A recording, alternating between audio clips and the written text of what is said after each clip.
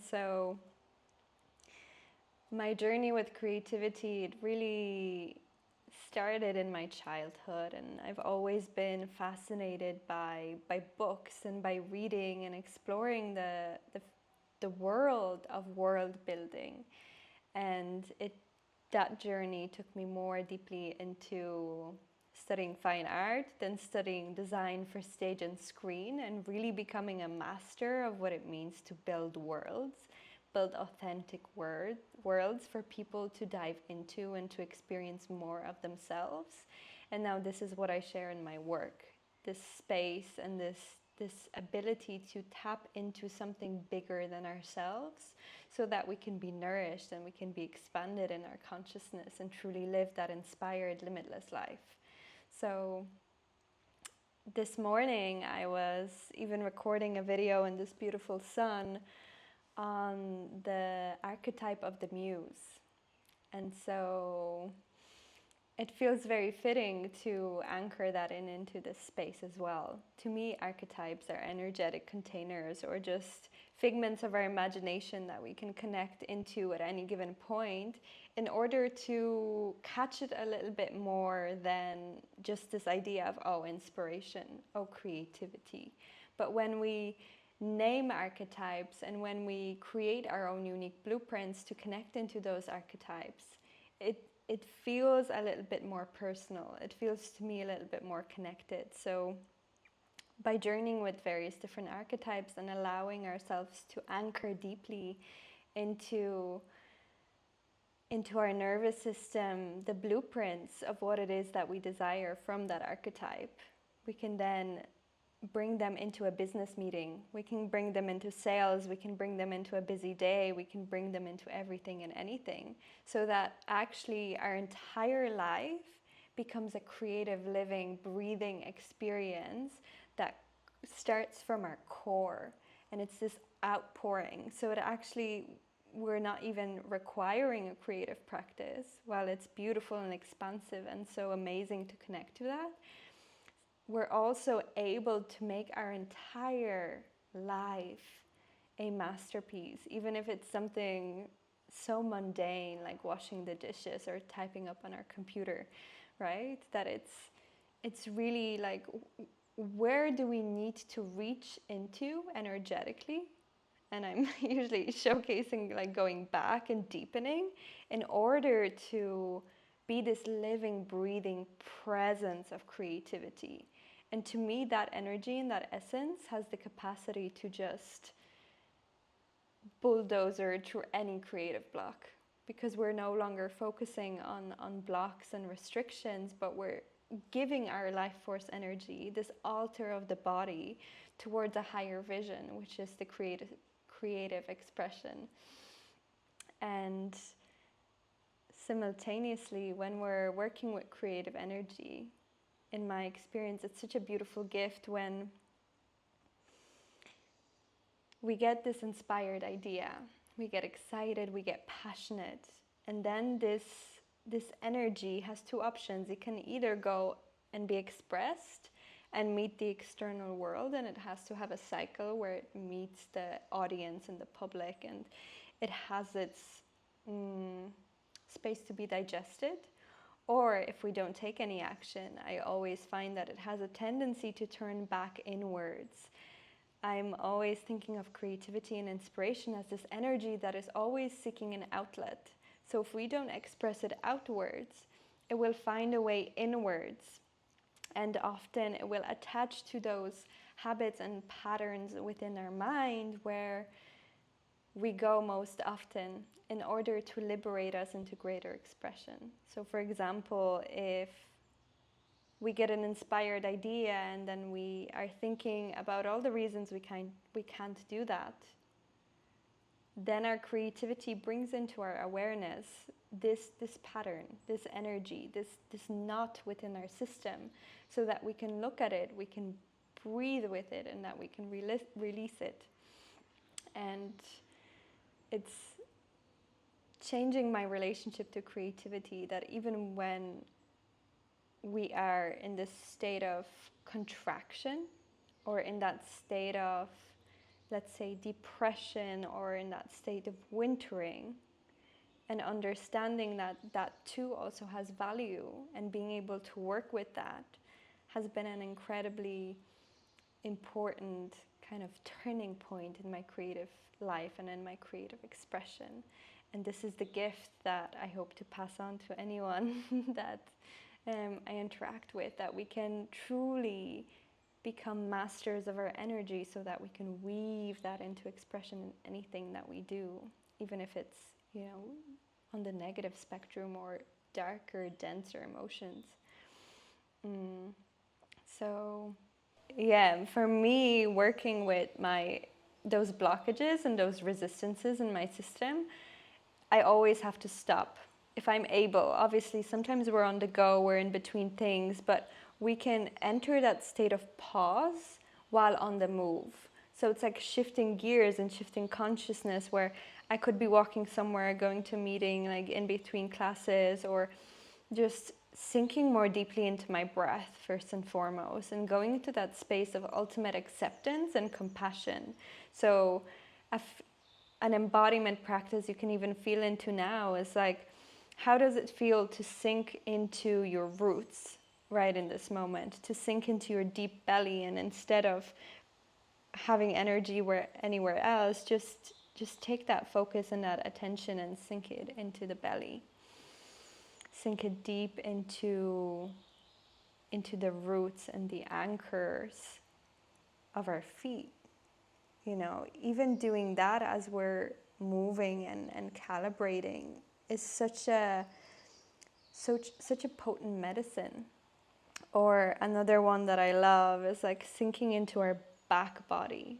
So feeling the back of my spine, and I would often close my eyes to do this, to fully interact with my inner world, to cut everything away if I'm able, and to become the space around me. So instead of being my own version of Klaudia and my own version of, you know, myself or whatever identity I connect to in that moment, I sink deep back into my back body and try and become this space around me, and call in this energy of creativity or love or consciousness, nature, whatever we feel supportive or supported in, and become that, so that everything that I am, including my blocks, is held in that container. That I am held in that container, and this container is holding all of me. And only in that resourcing is it easier for me to unravel those knots. And resourcing has been really big for me, that I've noticed the moments and the times and the experiences where if I'm not resourced, so the definition of resourcing for me is feeling nourished, feeling soft, feeling strong, and feeling somehow energized, then I'm not going to go into that block. I'm not going to go into that like unraveling of myself or try and poke fingers at myself. Say, oh, what's this? What's here? Like it's really coming with a lot of self-discernment and self-analysis to say, okay, maybe I just actually need to go on a walk. Or maybe I will look at this later on when I have a bit more time. And how can I resource myself right here, right now, even if it's 2 extra breaths, even if it's closing my eyes before I make the next move, and learning to work with the material of my life as it's presented to me right now. Because oftentimes I found that I escape into this neverland of, when this happens, I will be able to. Or, oh, I need to go on a 1-hour hike so that I can feel better. And yes, that does make me feel better, but simultaneously, if I'm in the middle of work, I can't go for a 1-hour hike, right? So I need to find a way to anchor, to resource, and to expand my consciousness to be able to hold my work or whatever it is that I'm doing in this moment, and simultaneously also hold perhaps a tender part of me that needs a little bit of support and awareness and recognizing, but it all has those same elements of resourcing, nourishing, acknowledging, and holding compassion. And to me, that is always the first step. And then I would go into, if I have time or space in the evening, to find movement, to find a way to energize my body, and always be on this journey of nourishing myself. So I notice that the food that I'm eating throughout the day, the amount of water I'm drinking throughout the day, has a direct impact on the creativity and the flow of life that is moving through me. So what are those micro choices that I can make throughout my day in order to nourish me, in order to create that life of expression and inspiration? And it doesn't have to be a time block in a day. It can be a continuous day-to-day practice where it's a second. And okay, maybe I will resource and find those roots again between meetings or between talking to students or something like this. It doesn't always work, and I sometimes forget and get flustered, but it's about those moments of remembering and sinking back into the essence. That's why I love working with archetypes, because I can always reach for something that obviously is already inside of me, but it's like it's already a prepared package that's waiting somewhere on the side, and we can choose which ones are serving us in the moment. Is it the warrior? Is it the queen, the king, the priestess? And being able to find our own ways to tap into a different energy. And something that's been really nourishing me recently is like that we always have a choice between being, constricted and open to constriction. And that has made all the difference. So allowing that even in that moment of constriction and tension and oh my goodness, I'm blocked, I'm flustered, we can be 1 degree open to that, and through that allow that life force and that moment to flow through us. How is that landing? Am I going am I going all over the place? Mantra always. Mantra has saved me so many times, or even affirmations. Like, obviously mantra has such a beautiful, potent lineage behind it of practitioners and energy and everything else that is good in the world, but simultaneously we can create our own ones. Like you were mentioning, I am safe, there's nothing here that I have to be afraid of. I will rise above this, and continuously weaving our own internal system with those mantras, with those affirmations, because I struggled with depression for such a long period of my life, and that was always such a struggle, that I could feel this aliveness within me, this capacity for greatness, and simultaneously it felt like I was constricted and thwarted by this external force, like as if everything was pushing me back in space into myself. So now I practice tangibly, working with mantra or the breath, like noticing even your heart posture in that moment of contraction. Like, are we kind of slouching, or sitting more collapsed, or even not feeling the strength of our spine? Or can we bring even broadness of our chest? Like, that's a beautiful somatic practice to even weave into the morning of like, okay, I'm practicing curling inwards and opening, and curling inwards and opening, so that when I need that, I will know that I can just go like this as quickly. And sometimes it can take longer, but when we work with these practices and we train our nervous system to go from freeze to freedom, or from contraction to expansion, more and more and more and more, we will be able to dive into that. And another practice for me is trying to put a hand somewhere on my body, whether it's on my knee, to bring a little bit of pleasure and touch into my system.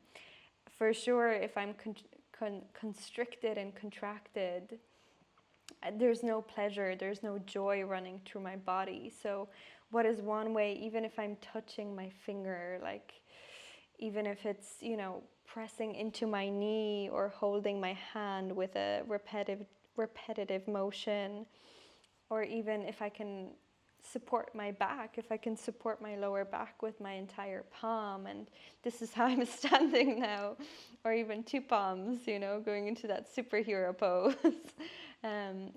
Is there something small that I can do, even sitting on a train, like holding my thighs and saying, okay, I'm occupying my body.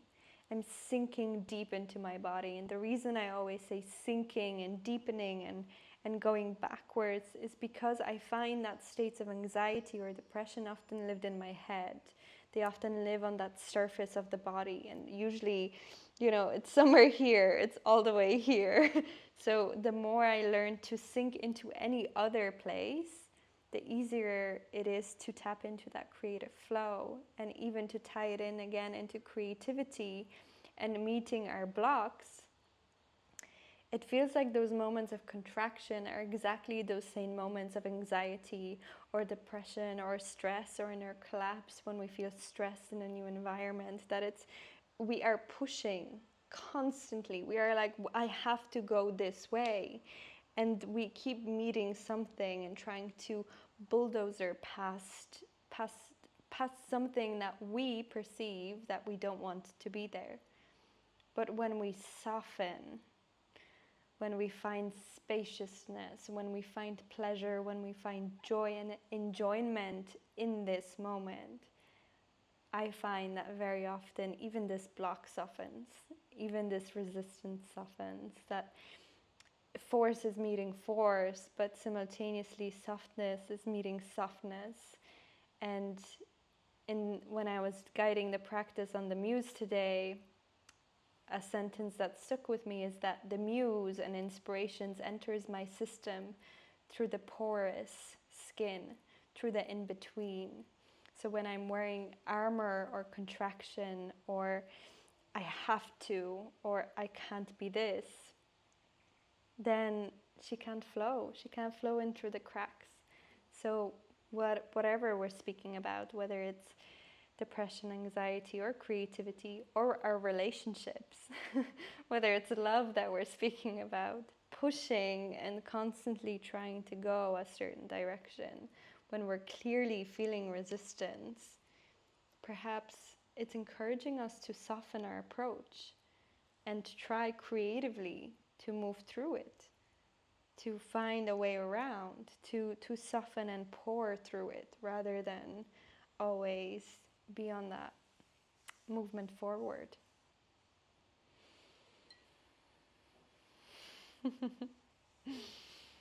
Yeah, before I go into that, to catch what you said before so beautifully, one of my recent phrases that I love, or affirmations of late, is it a breakthrough or is it a breakup? Right? That it's whatever is happening in this moment, whether something is falling apart or falling together, what is it in me that is trying to evolve from that situation? What is that next level of me, this identity, this creativity, this love that is being called forward in this situation? That's been really my medicine lately, to keep taking those steps to meet more of myself on that edge. And I feel like that's perhaps tying into your question of, to me, this creative life is something that is just my life. I found that it's something that I cannot cut away. And if I don't tend to it, I become miserable. I get sick. I start having weird accidents. I feel pain.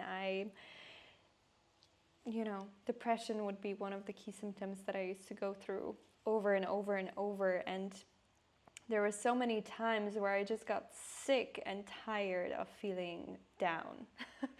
And so, it was a very vulnerable moment of saying, I've been here for so long. Nothing is happening here. Nothing is moving. It's always the same. And that sameness was actually the comfort blanket. That sameness of, in my instance, depression, was always this thing that could catch me, that I could, wrap myself into and be like, oh, I know exactly what it's going to feel like. I know exactly what I'm going to start doing and what actions I'm going to start taking. I know exactly the person I'm going to be from this. I know that I'm going to start probably snapping at other people, canceling my events, and want to go more and more and more into this hermit mode, which I love. I still love it, but I found healthier ways to connect with it. So to me, to create an artful life and to live a life that is of thriving rather than surviving has just become like a zero sum game. I can't, like, there came so many moments in my life where it was just like, I cannot choose this anymore, whatever this is. It's similar to working out. Obviously in the beginning you're like, oh, this is so hard and I'm struggling and I hate this and everything is sore. But then eventually you reach that point where it's like, oh, but not doing it makes me feel worse. So I kept hitting those places in my life where I said, not doing this makes me feel worse. Why am I not doing this? And really diving deep into the mysteries of my mind, of why is it that I keep making those choices? Why am I self-sabotaging? And really trying to befriend my mind and my body so that they can be this stable and beautiful environment where my life can bloom from. And yeah, it's the necessity. Necessity is what comes to mind. That this life that I am choosing, obviously, it has some challenges. It has perhaps less comfort and less support from the like 9-to-5 system, or from whatever it is that we thrive on, right? But the payoff is much greater. I can truly and honestly say that I feel rich, but rich from the inside. Rich in beautiful friendships that are connected to my heart, to my soul. Rich in how I meet challenges. Rich in the way that I open my eyes and I witness the world around me, and it's just, it's a beautiful mystery. And sometimes it's more difficult, of course, but it's how I feel, how much pleasure and joy it gives me to live in this body, to not make life a struggle, but to make it a masterpiece.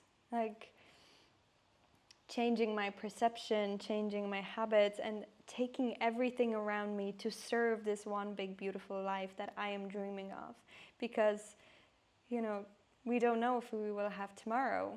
Yeah, so why should we spend any second or any moment of our day, even if we are in situations that we don't want to be in, or we dream of better ones? We always have a choice of our inner energy system. So can I find that 1% of softness? Can I find that 1% of creativity? And even like you said, can I find nourishment from my environment? Can I witness something in a new way? Can I breathe deeper? Can I just be on this continuous journey of turning towards the pulse of life within? Because if I'm not turning towards that pulse of life within, I'm creating an environment of habits and patterns and decay that I don't want to be in. This is the choices that kept coming up for me. And it was those micro moments. And I still fail. I still make those choices where I know I shouldn't be doing them. Like for all last week, I was just so hungry for cookies. Like all I wanted was cookies. And like for a whole week, I just allowed myself to say, okay, whatever, I don't care anymore. I'm just going to indulge and allow myself this experience of just enjoying the cookies and not feeling shame for it, right? And that was just a week and it went past and it's fine. Now I don't crave any cookies because I ate the entirety of the shop. But yeah, those micro moments that keep planting the seeds of the life that I desire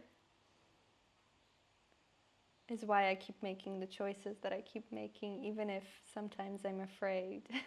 And sometimes I do get really afraid because that comfort zone, like you mentioned, Niamh, of moving a new country, not knowing anybody, and having to evolve through that journey so that we can be the people on the other end.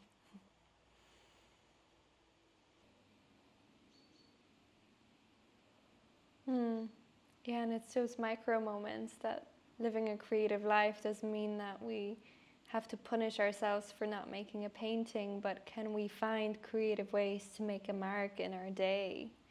Like whether that's that breath or that sinking into the moment, like how can we be inspired every day, every moment, and how can we reach for that nourishment?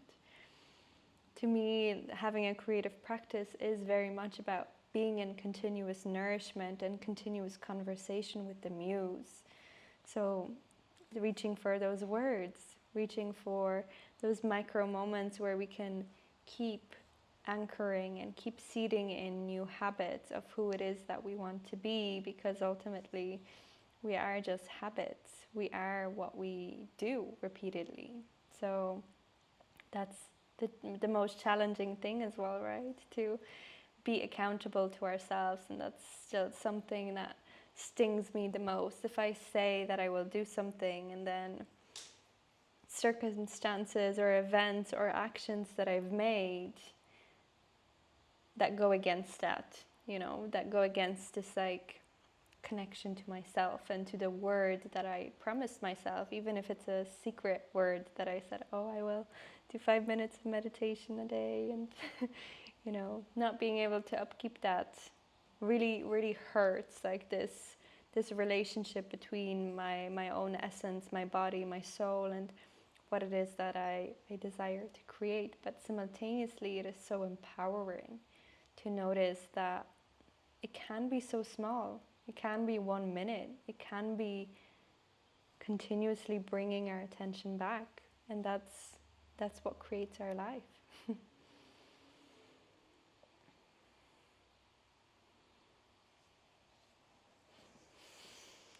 Let's go.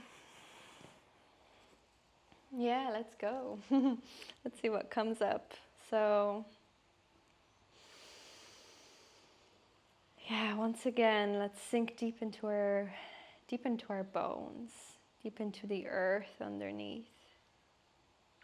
Reaching, sinking for something that connects each and every single one of us. For that infinite pulse of life within everything and everyone. Imagining it as an energy, a color, a texture, a frequency. Reaching deep, deep into the core of the earth. And as we inhale, breathing that into our body and allowing ourselves to become saturated as if the sun was pouring into every single cell of our being. And on the exhale out, letting go of something that we don't need anymore.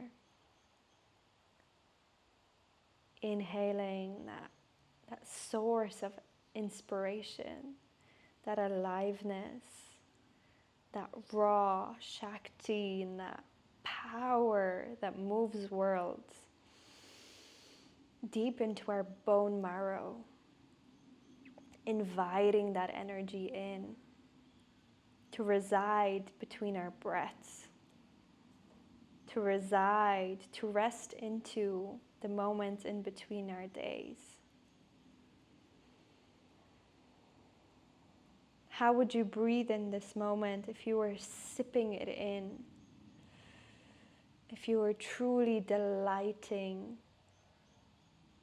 in that creative living essence that is always available to you. Sipping it in like sweet nectar. Like perfect blooming blossoms. Juicy peaches and flowing streams. Recognizing that we have the capacity to soften enough to let life pour into us. Sinking more into that feminine. And leading our life from that place.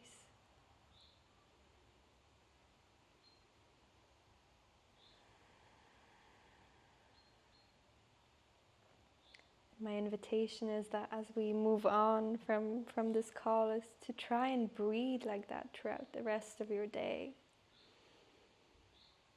To try and carry that deep breath from the back of your ribs, from your spine, all the way to the roots, and see how differently you navigate your life.